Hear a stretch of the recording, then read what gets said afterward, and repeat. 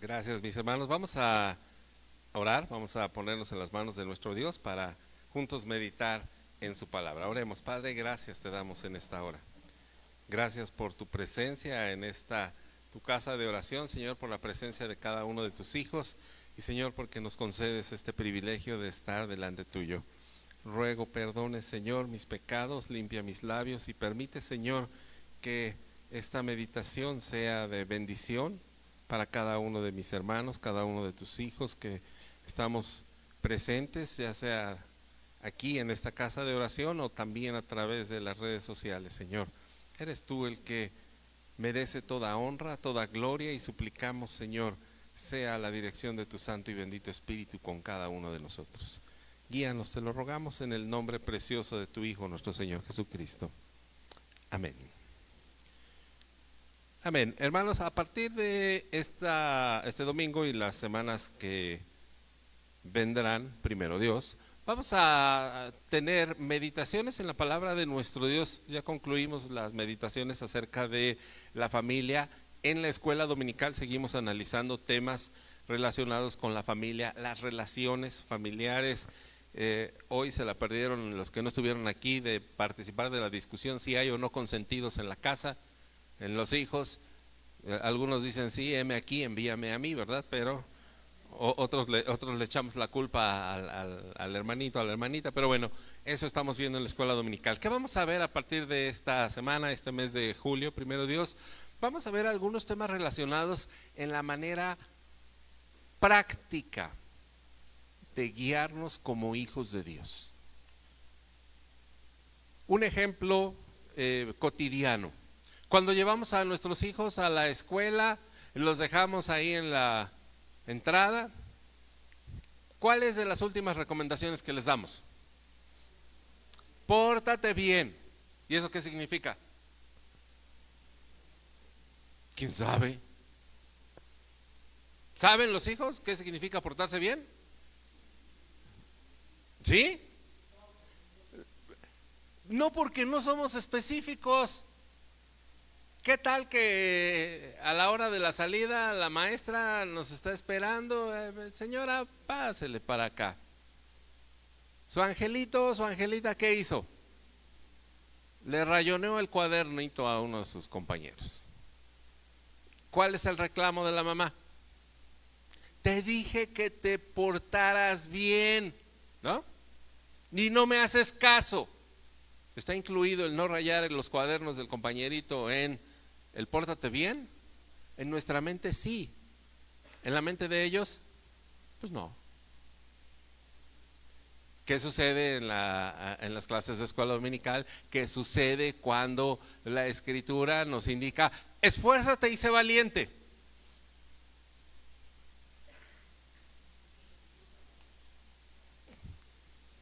¿Qué le estamos pidiendo a Dios cuando le decimos, bendice al hermano, bendíceme, Señor? ¿Qué le estamos pidiendo? ¿Qué? ¿Qué tal que tenemos salud? Y lo que estamos pidiendo es economía, pero nada más decimos, bendíceme. Hermano, que Dios le bendiga.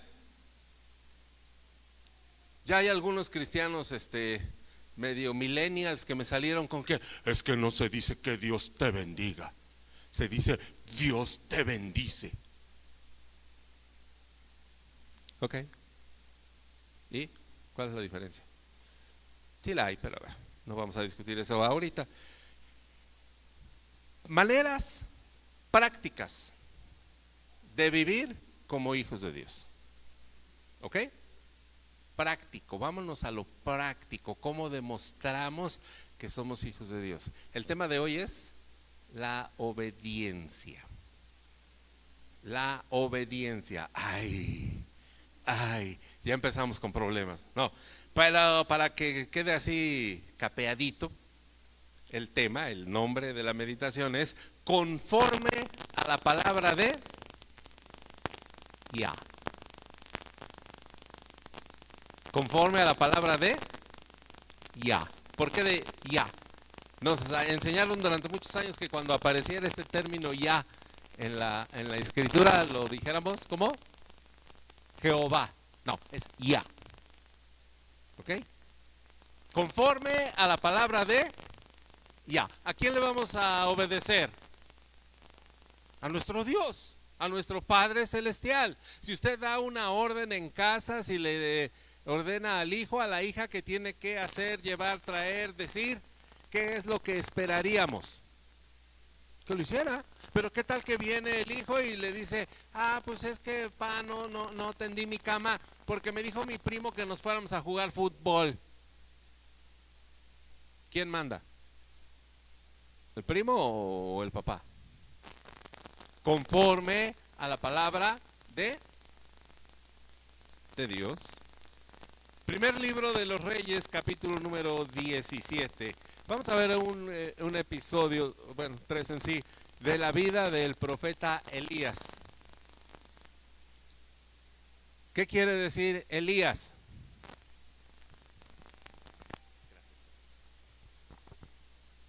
¿Qué quiere decir el nombre de Elías? En hebreo sonaría algo así como Eliyah.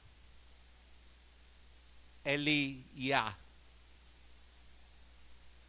¿Recuerdan qué es lo que significa él en hebreo? En los nombres en específico, Daniel, Samuel. ¿Qué quiere decir él? Porque es la misma palabra aquí, Eliyah. Ay, no anoto en la escuela dominical. Él quiere decir Dios. Daniel, Dan quiere decir juicio, la I con acento mi, y Dios. Dios es mi juez. Daniel. En él y ya, ¿qué significará? Dios es Ya. Dios es Jehová o Jehová es Dios. Eso significa el nombre del profeta de Dios. ¿Cuál fue su ministerio? Afirmarle y decirle al pueblo de Dios y a las naciones vecinas que hay Dios en Israel. Amén. ¿Habrá Dios en la PIB? Bendito sea el nombre de Dios. ¿Qué cantábamos? Eres mi sanador. Y la pregunta es, ¿le obedecemos? Maneras prácticas de obedecer a Dios. Vamos a ver como primer punto cuál es la situación del profeta Elías. Versículos del 1 al 7, dice la palabra de nuestro Dios. Entonces Elías Tisbita, que era de los moradores de Galaad, dijo a Acab: vive Jehová Dios de Israel, en cuya presencia estoy, que no habrá lluvia ni rocío en estos años, sino por mi palabra. ¿Quién es Acab? Acab es rey de Israel en estos tiempos. Como distintivo de este rey, es catalogado para este momento en el capítulo número 16 como el peor de los reyes de Israel hasta ese momento. Hizo todo lo malo que los anteriores, incluido su papá, pero en versión corregida y aumentada. Dios le da palabra a Elías y le dice: ve, enfrenta a Acab, versículo número 1, y dile que no habrá lluvia. ¿Cómo nos fue ahora que no nos había llovido? Ay, Señor, ¿no? Y ya llueva, ya pregúntenle allá a los Valle de Bravo y todos los ríos, cómo vimos que se empezaron a secar los ríos y... Ahora imagínense al siervo de Dios. El tema es obediencia por la palabra de Jehová. Dios le da la orden a Elías Tisbita que vaya delante del rey, ojo, delante del rey, y le diga: Acab, no habrá lluvia en la tierra hasta que yo diga que habrá lluvia.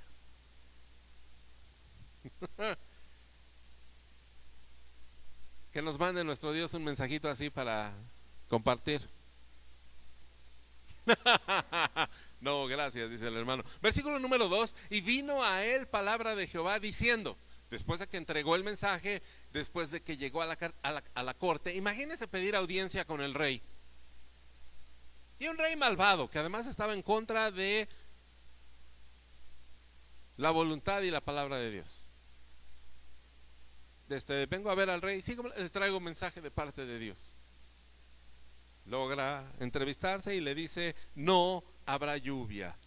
Vive Jehová Dios de Israel, en cuya presencia estoy, que no habrá lluvia ni rocío en estos años, sino por mi palabra.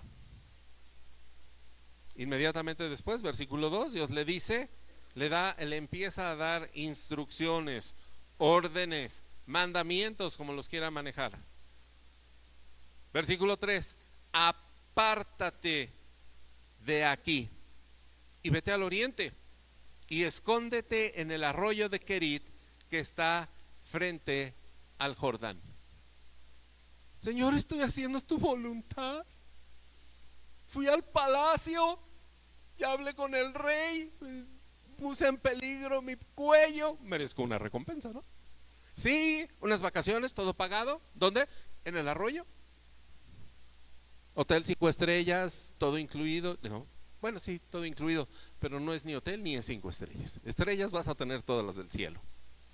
Te vas a ir ahí al arroyo de Querit. Si no lo ubicas, está enfrente del Jordán. Versículo 4: beberás del arroyo, y yo he mandado a los cuervos que te den allá de comer. ¿Cuántos de nuestros jóvenes, cuántos de nosotros mismos estaríamos contentos con la provisión del Señor? Uno nada más, bendito sea el nombre de Dios. Por ahí Job dice, sí, amén, está bien. Agua del arroyo. Señor, pues un cafecito en la mañana, así, mira, amén, una conchita, ¿no? Y por la mañana y por la tarde te voy a mandar tu entrega de alimentos por aplicación. Cuervos, ¿qué comen los cuervos? Desperdicio, carroña. Voy a enviar cuervos en la mañana y en la tarde para que te alimenten. Diríamos otra vez, no, gracias. Diría Elías, no tengo hambre. O como algunos de nuestros angelitos, ay, eso no me gusta. La obediencia a nuestro Dios se manifiesta en las cosas tan simples y cotidianas como el alimento. Si Dios proveyó esto, ¿qué le vamos a decir? Ay, guácala, no me gusta. Otra vez la sopa de ayer. Ay, ¿no tienes otra cosa? Imagínense que Elías pidiera, ¿no tienes lo de ayer, Señor? El día anterior estaba en palacio, estaba frente al rey, pavoneándose y diciéndole, por mi palabra no habrá lluvia. ¿Y ahora dónde está? En un riachuelo, tomando agüita y esperando a que llegue su Didi Food.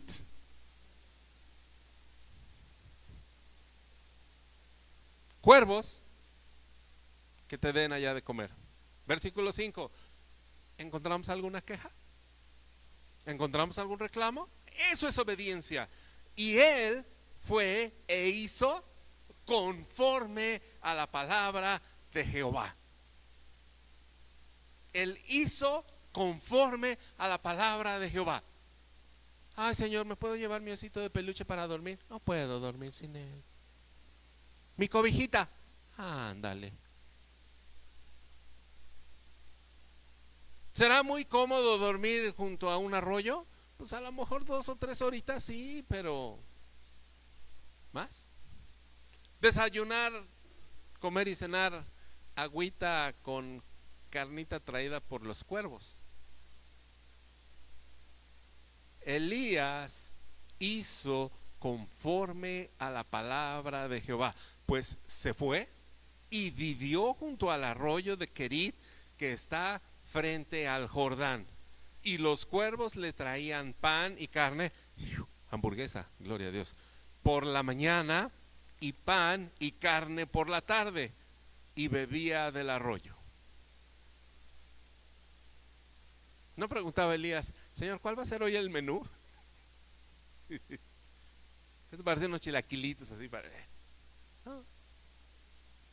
La obediencia se muestra aún en las cosas pequeñas, sencillas, y debe haber gratitud en nuestro corazón. ¿Daría gracias a Dios Elías por el alimento, por la provisión? Por supuesto que sí. Por supuesto que sí. Versículo 7: pasados algunos días se secó el arroyo, porque por palabra de Elías no había habido lluvia sobre la tierra. Ya cumplió. Se acaba la obediencia. ¿En qué momento somos obedientes a Dios? Cuando nos está yendo bien, nada más. ¿Somos obedientes a Dios en los momentos difíciles? Cuando nos pone en situaciones que nos pegan, que atentan a nuestro ego. Ahora en redes sociales traen ahí en momentos de humildad, ¿no? ¿Cuál es tu momento de humildad? ¿A qué se refieren? Algún momento en el que hizo uno un oso, una barbarie o algo así, ¿no? ¿Somos obedientes a Dios solamente cuando estamos en el palacio dándole el mensaje al rey? ¿Somos obedientes a Dios cuando estamos en el arroyo comiendo panecito y carnita de cuervos traída por los cuervos? ¿O también somos obedientes a Dios cuando Dios nos saca de nuestra zona de confort? Cuando nos pone pruebas, cuando nos toca vivir circunstancias adversas. ¿En qué momento dejamos de ser obedientes a nuestro Dios? O ni siquiera desde el principio. Maneras prácticas de hacerlo. Segundo punto: la obediencia continúa. Aquí el acento es importante. La obediencia continúa, pero también puede ser la obediencia continua. Debemos ser obedientes siempre. Siempre. Que no sean las circunstancias a nuestro alrededor las que nos obliguen a decir: Señor, sí voy a hacer esto, pero ya no. Ay, hermano, nosotros no somos así. Y cuando salimos de este lugar, nos quitamos el traje de cristiano y entonces ya nos ponemos el del mundial y pasamos desapercibidos allá afuera. No importa la circunstancia, la obediencia debe ser continua. Seguimos viendo qué sucedió con este profeta, siervo de Dios. Versículo 8: vino luego a él palabra de Jehová diciendo: levántate, vete a Sarepta de Sidón y mora allí. ¿Qué le está pidiendo Dios? Que se vaya. ¿A dónde? Sarepta de Sidón. A un país extranjero, enemigo del pueblo de Israel, a una ciudad de la cual, pues por lo menos cuando somos paisanos, si en el mismo país, viajando a algún otro estado, a alguna ciudad, nos ven así medio feos, a los de la honrosa CDMX, ¿cómo nos ven en la provincia? Yo casi me regreso en el autobús cuando bajé ahí en la central de la ciudad de Delicias, Chihuahua, en las tiendas, en los comercios, letreros así pegados: haz patria, mata a un chilango. Y fuimos con hermanos en la fe a una campaña de evangelismo y me preguntaban: ¿y de dónde viene, hermano? Del Estado de México. No mentía, yo nací en el Estado de México, que me registraron en la CDMX es otra cosa, que lleve 50 y tantos años viviendo en la CDMX es otra cosa. Si en la misma nación hay diferencias,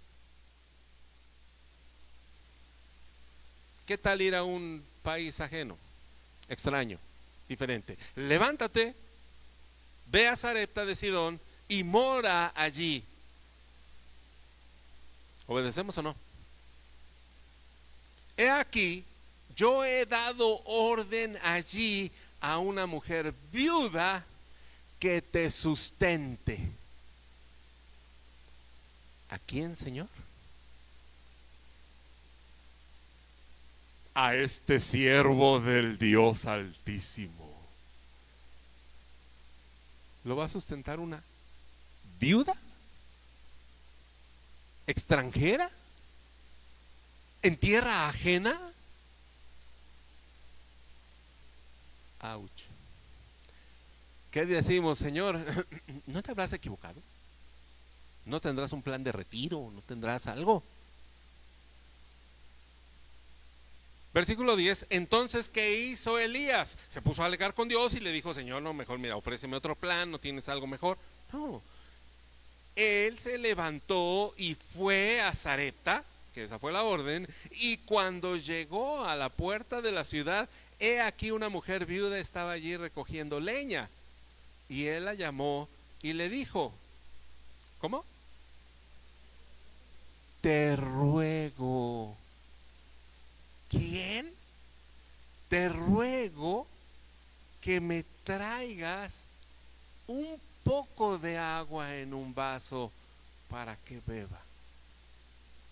Mire, ser el gran siervo de Dios no debe quitarnos humildad. Por el contrario,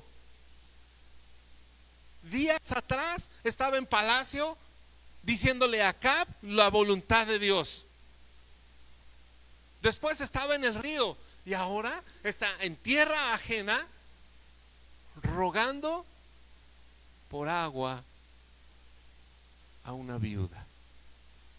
No nos dice la escritura si Dios le mostró que esa viuda en Sarepta era a la que él debía acercarse, pero es evidente, le pide, le ruega Elías a esta mujer que le dé un poco de agua en un vaso para que pueda beber. ¿Cuántos podríamos hacer eso? Llegar a un lugar ajeno, oiga, no me regala un vasito de agua. Varones, ¿cuántos lo haríamos? No, si no nos gusta preguntar qué calle es esta, cómo llego a tal lado, no nos gusta, ¿o sí? ¿Por qué creen que se inventó Waze? ¿Por qué creen que Google Maps lo están mejorando? Pues porque a los hombres no nos gusta preguntar y menos nos gusta pedir en algunos casos. Digo, hay algunos baquetones, la excepción que pásame el vaso, pásamelo, y lo tienen ahí enfrente, ¿no? Pero bueno, creo que son las excepciones. Hombres, digan amén. Es que ya no hay de esos. Hermana, es serio el asunto. Ya que la mujer, esta viuda, yo no sé qué cara le haría, ¿verdad? A veces pedimos nada más un cafecito y nos ponen cara así de páratelo, ¿no? Cuando esta mujer se dirige o apenas va a dar el paso para ir por el vaso de agua, dice el versículo 11, y yendo ella para traérsela, él la volvió a llamar. ¡Ey! Ay, te ruego que pues ya que vas por el agüita, ya que vas por ahí, ya que Dios te puso en este camino, ¿podrías traerme también un bocadito de pan? ¿Qué tal que la agüita la convertimos en cafecito y una conchita? Señor Jesús, te ruego que me traigas también un bocado de pan en tu mano. El siervo de Dios rogando por alimento, por comida y por bebida. Momento que lo mantiene humilde. Claro, Claro, por su palabra de Elías no llovería, por estar rogando a una viuda extranjera en tierra ajena por pan y por agua. Y viene la respuesta de la mujer, versículo número 12. Ella respondió: vive Jehová tu Dios, que no tengo pan cocido, solamente un puñado de harina tengo en la tinaja y un poco de aceite en una vasija, y ahora recogía 2 leños para entrar y prepararlo para mí y para mi hijo, para que lo comamos y nos dejemos morir. Oh, los judíos tienen dentro de sus prácticas el apoyar a las viudas y a los huérfanos, no los extranjeros. Aun cuando una mujer enviude y pierde todos los derechos de propiedad, el pueblo en general está obligado a sustentarla, pero no está en Israel. Y esta mujer, a la que Dios le ordenó sostener, sustentar a su siervo ungido, no tiene ni un peso partido por la mitad. Tiene solamente un puñado de harina, un poco de aceite, y anda buscando leña para hacer 2 pancitos, comer ella y su hijo y dejarse morir. ¿Qué clase de ayuda le está proporcionando Dios a su siervo? Ay, Señor, es que todo es adverso, todo pinta mal. ¿Qué diría Elías? ¿Qué dirían los Elías que hay aquí presentes en ese momento? Señor, creo que no fue tu voluntad. ¿No será en el Sheraton a donde tengo que ir? A lo mejor ahí está la reservación.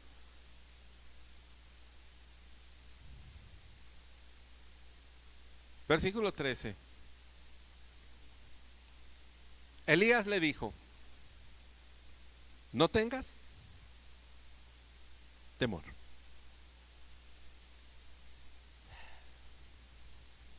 ¿Por qué? No tengas temor. Ve, haz como has dicho, pero hazme a mí primero de ello una pequeña torta cocida debajo de la ceniza y tráemela. Y después, pues ya, si quieres comer tú y tu hijo, pues ya muéranse. ¿Sí? No, no es la intención de Elías. Lo que Elías le está enseñando a esta mujer es la obediencia. ¿Por qué esta mujer, esta viuda, le dice: varón de Dios, tu Dios, vive Jehová tu Dios? Imagínense a la mujer, no nos dice la escritura cómo recibió el mensaje, cómo recibió la orden de Dios, pero que de repente en esa situación económica, sin comida, sin dinero, sin marido, sin sustento, pensando ya en morirse, con pensamientos suicidas para ella y para su hijo, le llega un mensaje de parte de Dios y le dice: ay, te mando a mi siervo para que lo sustentes, para que lo mantengas. ¿Cuántos diríamos amén, Señor? No temas, no tengas temor de hacer la voluntad de Dios, mi hermano, por difícil que parezca. No temas, no tengas temor. Ve, haz como has dicho, pero hazme a mí primero de ello una pequeña torta cocida debajo de la ceniza y tráemela, y después harás para ti y para tu hijo, porque Jehová, Dios de Israel, ha dicho así: la harina de la tinaja no escaseará, ni el aceite de la vasija disminuirá hasta el día en que Jehová haga llover sobre la tierra. hay promesa de Dios para nosotros. Pero primero tiene que haber obediencia. Queremos bendición, pero no siempre estamos dispuestos a obedecer. Nos parecemos mucho a nuestros hijos, ¿no? Primero quieren la bendición y después a ver si nos hacen caso. Queremos recibir, pero a la hora de obedecer ya ponemos nuestras condiciones. No, a lo que la escritura nos está llevando es a obedecer de manera práctica, aún en cuestiones que parecieran imposibles. Nos adelantamos un poquito al tiempo. ¿Cuánto duró esta sequía? 3 años y 6 meses. Por 3 años y 6 meses no cesó la harina ni el aceite en el hogar de esta mujer. Que cada que fueran a preparar el pan, la comida, el arrocito, a freír la sopa, agarraran la botella de aceite y sigue, y sigue, y sigue, y pasa un año, y pasa otro, y pasan 3 años, y sigue la provisión de Dios. Bendito sea su nombre. ¿Por qué? Por obediencia, cuando no había suficiente más que para un bocado o 2. La obediencia a nuestro Dios en las cuestiones cotidianas se muestra y hay bendición, hay resultado. Versículo 15, entonces ella fue e hizo como le dijo Elías, y comió él y ella y su casa muchos días, 3 años y medio, y la harina de la tinaja no escaseó, ni el aceite de la vasija menguó, conforme a ¿qué? A la palabra de Jehová, bendito sea su nombre, dicho por Elías. La palabra de Jehová que había dicho por medio de Elías. ¿Qué hacemos? ¿Qué hacemos con estas promesas? ¿Obedecemos o no obedecemos? Cuando nosotros encontramos estas circunstancias en la palabra de nuestro Dios, ¿hallaremos formas prácticas de obedecerlo? ¿Qué tal que nos pide pasar tiempo con Él? ¿Qué tal que nos pide ser fieles en todos los aspectos de nuestra vida? En el tiempo, en las ofrendas, en los diezmos, en la devoción, en el predicar la palabra. Porque no nada más se trata de una cosa. Es una obediencia de manera integral en nuestras vidas. La obediencia continua a pesar de las circunstancias. Por un lado, la viuda. Por el otro lado, Elías. ¿Cómo se sentiría Elías? Vine a quedarme a tu casa nada más 3 añitos. Dame chance, ¿no? A lo largo de este tiempo, ¿qué sucedería? Bueno, sucedió algo terriblemente difícil para esta mujer. Versículo número 17 nos dice: después de estas cosas, aconteció que cayó enfermo el hijo del ama de casa. Ya no es la viuda. Ya no es la viuda. No porque se haya casado con Elías, no nos dice eso la escritura. Pero viuda al principio sonaba así como que peyorativo. Ahora, ¿quién es? El ama de casa, bendito sea Dios. Dios nos levanta, nos honra con su gracia. Y la enfermedad fue tan grave que no quedó en él aliento. Y ella dijo a Elías: ¿qué tengo yo contigo, varón de Dios? ¿Has venido a mí para traer a memoria mis iniquidades y para hacer morir a mi hijo? La mujer le ha dado hospedaje, comida. Dios ha provisto para el alimento de todos ellos. Pero la mujer todavía no conoce a este Dios de la provisión. Dios va más allá. Dios no se queda nada más en nuestra obediencia. No nos pide obedecer nada más porque sí. ¿Por qué les pedimos a nuestros hijos que se esfuercen en la escuela? ¿Nos convendrá a nosotros? Pues no, directamente no. Nos darán paz, es lo que dice la Escritura. Pero me convendrá a mí que mi hijo, mi hija se gradúe, tenga honores, consiga un gran trabajo, etcétera, etcétera. ¿Me conviene a mí? No, no. Y si usted está esperando que su hijo o su hija la mantenga, puede quedarse sentadito. Ahí tranquilito, ahí va, no va a pasar más nada. De lo que debe asegurarse es que él o ella se puedan sostener para que al rato no le vengan a pedir que comparta usted su bendición del bienestar con ellos. Eso es lo que debe suceder. Cuando vemos en la Escritura que esta mujer le reclama a Elías por la muerte de su hijo, vea de qué manera lo hace. Versículo 18, has venido a mí para traer a memoria mis iniquidades y para hacer morir a su hijo. ¿No se percataría esa mujer que es algo milagroso que en su mesa haya provisión continua? ¿No vería a Elías orar por lo menos como Daniel 3 veces al día? ¿No le hablaría a Elías de la palabra de Dios? Por supuesto que sí. Pero esta mujer no había tenido una relación personal, un encuentro personal con el Señor. Versículo 19, Elías le pide al hijo, él le dijo, dame acá tu hijo. Entonces él lo tomó de su regazo y lo llevó al aposento donde él estaba. Hasta su recámara tenía ya ahí Elías. Y lo puso sobre su cama.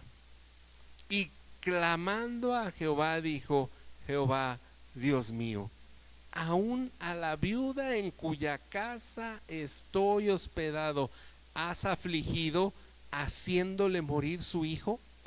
¿Dios mató al hijo de la viuda? La manera en la que lo expresa Elías es como diciendo, Señor, ya me hiciste la liviana de que yo esté aquí en esta casa, has provisto el alimento, gloria sea tu nombre, pero ya se nos murió el chamaco. ¿Por qué lo mataste, Señor? Ahora sí me van a correr, me van a poner de patitas en la calle. Versículo 21, y se tendió sobre el niño 3 veces y clamó a Jehová y dijo, Jehová, Dios mío, te ruego que hagas volver el alma de este niño a él. ¿Qué encontramos en estos 2 versículos? 20 y 21. ¿Es el mismo Elías? El amor a Dios, sí, pero ¿es el mismo Elías? Sí. Es el mismo Elías, pero hay una actitud diferente en él. ¿Qué encontramos en el versículo 20? ¿Cómo nos ponemos cuando nos enojamos? ¿Cómo reaccionamos contra Dios cuando hay algo que no nos encanta? Hay un reclamo. ¿Es válido reclamarle a Dios? Sí. Sí. Sí. Es válido. Señor, no me gusta. Estoy derrimado. Estoy aquí en la casa de esta mujer. Dependo de lo que tú proveas. No estoy en mi casa. No me traje mi osito de peluche. Y ahora, a colmo, matas al niño. Uy. Está bien reclamarle a Dios, pero no nos quedemos en el reclamo. Debe cambiar. Aún la obediencia de nosotros debe hacer que reconozcamos quién provee. ¿Qué cantábamos? Eres mi sanador. Y así bien inspiradotes. Amén. Hay que vivirlo en el momento. Seguramente se acordó de esta alabanza Elías. No, no es cierto, todavía no existía. Pero en el versículo 21, el mismo Elías ora, Jehová Dios mío, te ruego. ¿Verdad que es diferente? Después de reclamar, después de pelear nuestros derechos, Tenemos que reconocer en humildad quién sana, quién habla, quién bendice. Te ruego que hagas volver el alma de este niño a él. ¿Cuál es la respuesta? ¿Hubo alguna respuesta después del versículo 20? No. Dios escucha nuestros reclamos, los entiende, sabe que somos polvo, sabe que somos rebeldes, sabe que nos enojamos, sabe que somos a veces de esa manera impetuosos. En el momento en el que tomamos nuestro lugar en humildad, en obediencia, Él actúa. Versículo 22, y Jehová oyó la voz de Elías, y el alma del niño volvió a él y revivió. Tomando luego Elías al niño, lo trajo del aposento a la casa y lo dio a su madre y le dijo: Elías, mira, tu hijo vive. ¿Cómo entraría Elías? Ahí está, no esté chillando. ¿Haría eso? No, claro que no, porque él pasó por el dolor, porque él está fuera de su zona de confort, porque él está entendiendo que la obediencia a Dios implica humildad y reconocimiento a la voluntad de Dios. Y esta mujer tiene que conocer también de Dios. Versículo 24, entonces la mujer dijo a Elías: ahora conozco que tú eres varón de Dios y que la palabra de Jehová es verdad en tu boca. ¿Qué está implicando? ¿Qué está diciendo la mujer? Todo esto que me has dicho. Imagínese tener allá al profeta Elías 24/7.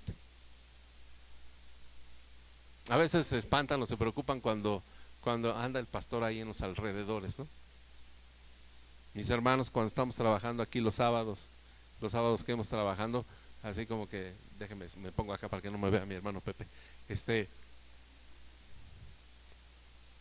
Les digo: ¿qué hacemos? ¿Qué hace falta? Me dijo el hermano Pepe: hay que pintar el techo de los salones. Así como que mire, bueno, pintando yo con el rodillo y con todo. No quería yo terminar como fantasmita, ¿verdad? Todo blanco. Le dije: sí, hermano. Pues bueno, ¿sabe hacerlo? No, la verdad no. Sí lo puedo hacer, sí le entro, pero explíqueme la técnica. Me dijo: no, no hay tiempo. Puede pintar las ventanas, sí, eso, sí, con mi pincelito. Así que si ve las ventanas medio, pero es que es el pastor. Es que es el pastor y luego no vaya a ser que... No, hermano, somos siervos. Somos siervos en la obra de Dios. Esta mujer, teniendo al profeta Elías, aquel que acabó con los sacerdotes de Baal, que hizo descender fuego del cielo, que no le compartiría de Dios, que no platicaría con ella, pero el corazón de esta mujer simple y sencillamente, a pesar de ver la provisión, a pesar de escuchar palabra de Dios del profeta mismo, aún no consideraba como suyo a quien pronunciaba esas palabras, Dios mismo. Ahora conozco que tú eres Jehová, que tú eres varón de Dios, y que la palabra de Jehová es verdad en tu boca. Nuestra obediencia proclama el nombre de Dios en todo momento. Cuando obedecemos a Dios, hermano, no solo estamos haciendo su voluntad, sino estamos predicándole a la gente que Dios ha transformado nuestra vida, nuestra forma de ser. ¿Por qué la gente dice que somos diferentes? ¿Por qué a veces nuestros propios familiares no nos aguantan? Pues porque no somos como ellos, bendito sea su nombre. Si pasamos desapercibidos, preocupémonos. Preocupémonos, porque entonces algo no estamos haciendo y seguramente es no obedecer a nuestro Dios. Para concluir, ¿cuál será la invitación en esta hora? ¿Cuál será la conclusión? Pues seamos obedientes. Debemos obedecer. ¿Cómo? De maneras prácticas, desde lo más sencillo. Así estemos con gente importante y que nos quieran apantallar, o con las personas más sencillas, ante todos debemos predicar, compartir la palabra de nuestro Dios y ser humildes conforme a la palabra de Yah. Este último versículo 24 nos habla de algo así muy interesante: el juego de palabras que hay con el nombre de Elías. ¿Qué quedamos que quiere decir Elías? Elías. Jehová es Dios. ¿Y qué está diciendo la mujer al final? Ahora conozco que tú eres varón de Dios. Bueno, se le tuvo que morir el hijo y resucitarlo para reconocer. ¿Cuántos somos así? Hasta que no pasamos por el valle de sombra de muerte, la enfermedad, la angustia, reconocemos: ay, Señor, sí, te hacía caso. ¿Desde cuándo lo hubiera hecho? No. Tenemos este privilegio, esta bendición.